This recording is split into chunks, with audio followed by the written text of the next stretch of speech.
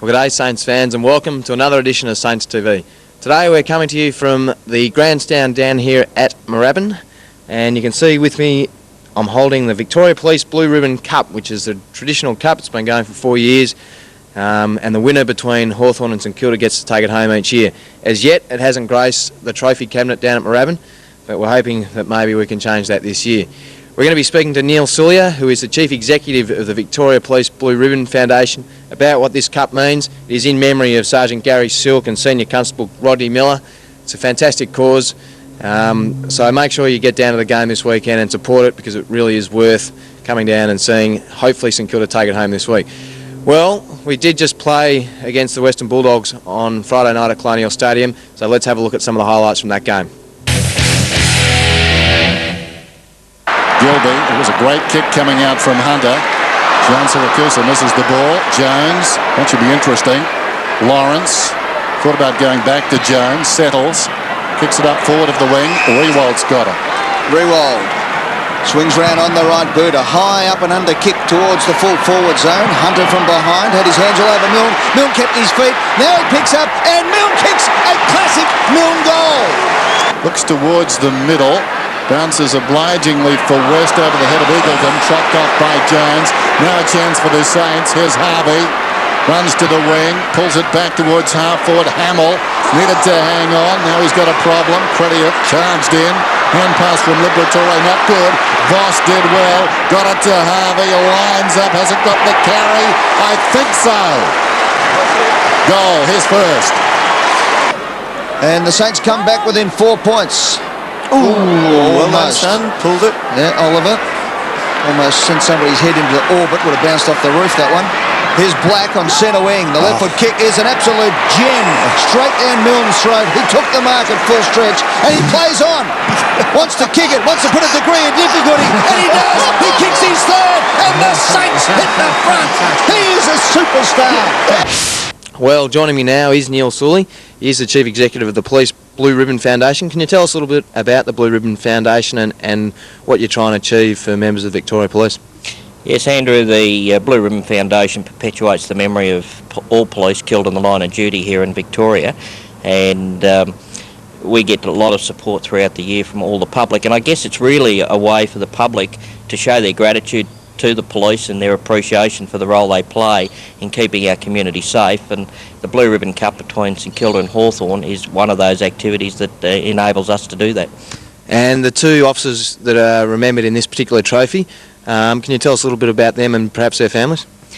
Yeah, Gary Silk and Rod Miller were actually doing an operation down not far from here, looking into a spate of armed robberies that were taking place against restaurants. They pulled over a vehicle and subsequently were shot and killed, and just another awful circumstance. I think everybody woke up the following morning to hear that another two police officers have been gunned down in cold blood, and the whole community, and especially the community around here, rallied, and out of that both the St Kilda and the Hawthorn football clubs wanted to do something to perpetuate their memory and not only show support for Victoria Police, but also to say to the families of those two officers, we acknowledge the sacrifice, and let's do something to help the healing process.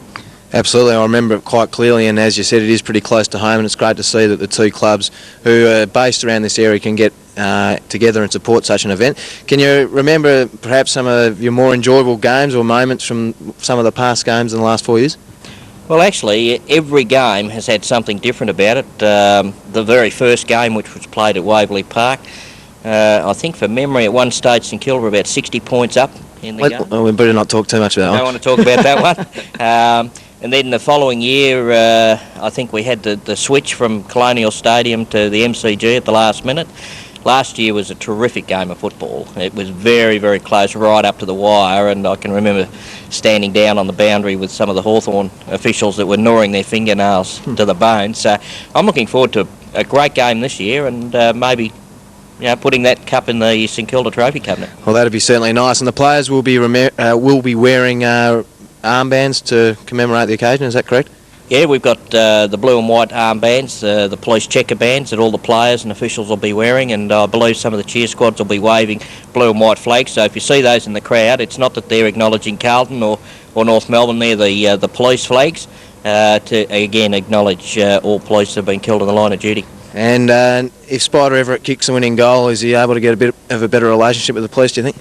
Well, you know, we've given Spider all sorts of things to put on the dashboard of the car and everything like that. No, only joking. But no, I think Spider's done a lot of good work for the foundation over the years, and he's a good competitor, but he's also a good bloke, and yeah, he's had a few problems, but he cops his lumps. Yeah, no, let's be fair to Spider. He's really been fantastic in the last few years off the ground, so we'll keep that one fairly quiet. But look, Neil, thanks very much for joining us. It is a fantastic occasion, and as I said before, hopefully St Kilda can have the cup in their cabinet this year, and just hope that all the public who get to the game really support it, because it is, as I said, a great cause. Yep, thanks very much, Andrew. We're looking to a great game, and when people come out and support their favourite club, they'll also be supporting Victoria Police during this game. Great, thanks, Neil. Well, we saw a fantastic new innovation on Friday night at the Western Bulldogs game against us at Colonial Stadium, and that was Gerald Healy got to spend the night in the coach's box. So it was a great insight to the public on what happens in the coach's box, the pressure that the coach feels, and how he tries to get the matchups right on the ground. So here's Gerald Healy. He's on the couch, and this is what he had to say about being in the coach's box for a game of AFL football. This group of guys work really well together. The lines of communication are open.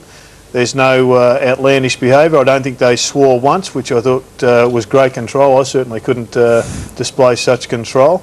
I thought there was a couple of issues that they could have acted a bit earlier on, and I think Murphy was one of the standouts, and maybe Grant at the end of the day. But did anyone ask you at any stage about your observations? as soon as I walked into the box, Grant Thomas said, if you've got anything to throw up, throw it up. Did you? I did. I spoke about Murphy very early in the match. I said, this kid's too good, get him down the back line. And the response was that Milne had already kicked a couple of goals, and they didn't want to crowd that situation. They were very happy with the Kingsley Hunter-Milne matchup, and talking to Terry Wallace, he was really happy with the matchup too. But a couple of goals that Milne got, I think, came as much about from Kingsley Hunter's mistakes as they were from the matchup itself. So, you know, I think Grant Thomas is an inexperienced coach, but he's been in coaches' boxes a lot, and I think they've got a very calm operating group. Well, it's time now for Tomo's Player of the Day, and when Captain Robert Harvey gets 36 possessions in a game, you reckon he might just about figure somewhere fairly high up in the selection process. But the one I've chosen is his goal from the boundary line. It was a super effort, and we're really looking forward to seeing him playing like this for the rest of the season. He's back to some of his best form. Have a look.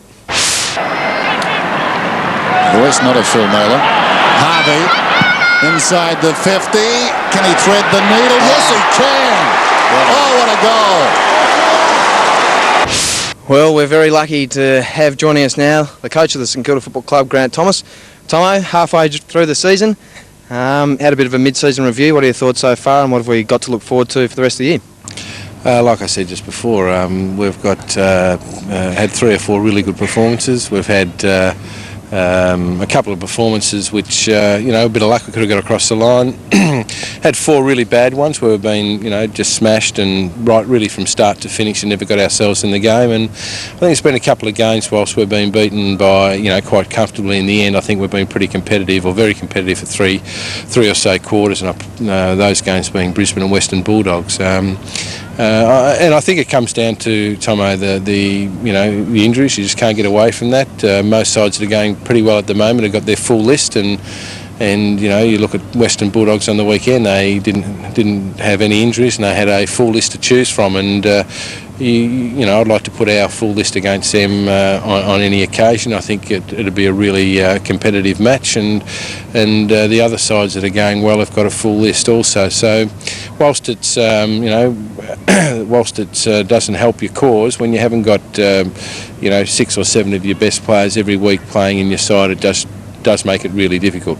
Having said that, it does also give a great opportunity for the other guys to be played that we have been playing, and you've seen firsthand the development of your Del Santos and your Clarks, and Matty Maguire really took a step forward on the weekend, and you've also seen the emergence of a couple of guys who probably had big expectations for, but in the past haven't quite delivered on that, and that's a guy like Troy Swartz, who's really this year stood up and got better and better each week as it's gone along, and he's always been given one of the best forwards in the opposition side. So he's been a really positive step forward for us, and I think just guys like Chrissy Oliver getting games into him really helps him also. So out of a bit of adversity comes an opportunity, and out of the opportunity hopefully comes a very strong list going forward.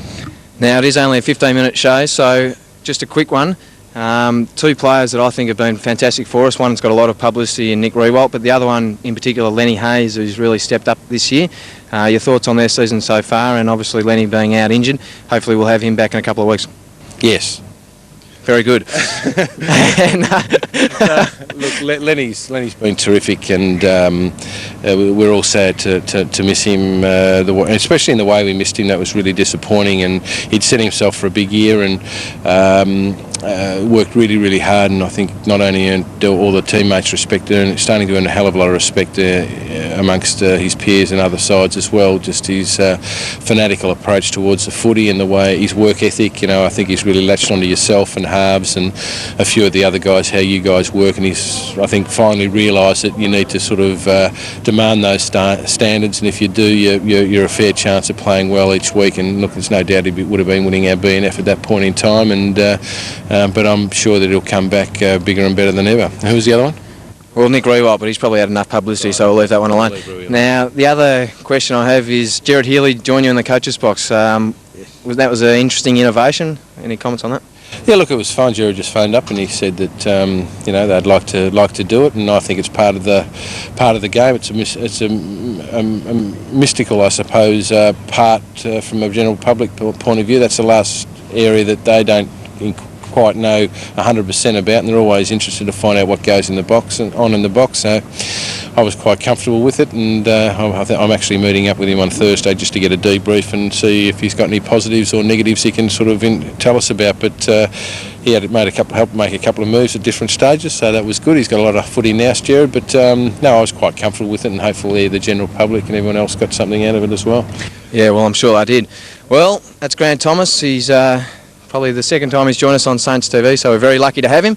That's about all for this show, and make sure you try and get along to Colonial Stadium. Very big game against the Hawks this weekend, and remember, it is the Victorian Police Blue Ribbon Foundation, so keep an eye out for Sergeant T. Bear, who will apparently be out there collecting funds, and just remember the money from that foundation does go to help kids in hospital, so keep your eye out for that and help that cause. Thanks, Tomo, and I'll see you next week on Saints TV. The